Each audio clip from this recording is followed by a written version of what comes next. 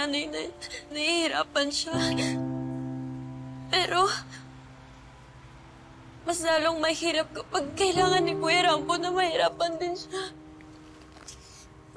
Kasi wala na siya ibang ginawa sa amin kundi asikasuin kami. Mahalin. Pagsilbihan.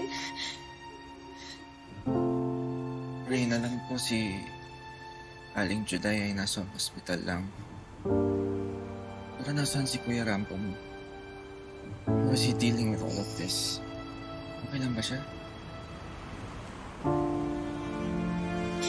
Hindi siya pwede makita ni nanay kasi natitrigger niya yung anxiety at galit niya. Kaya lilipat kami ni nanay at Riley ng bahay. Hindi kami magkakasama ni Kuya Rambo ng 2 buwan. What? Hindi ko alam bakit nangyayari to. Ganyan kay nanay, tapos wala na si tatay, tapos parang mawawala pa sa amin si Kuya Rambo.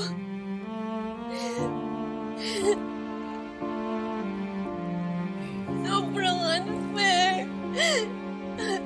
Rain. Hindi ko alam bakit nangyayari to. Parang kasi winawasak yung pamilya namin eh.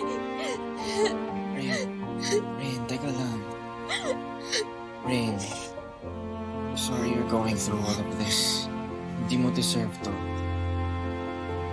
Kung ano man ang kaya kong maitulong sa inyo, please just kausapin mo lang ako. Contact mo lang ako, okay? I promise to be here for you no matter what. You can always lean on me.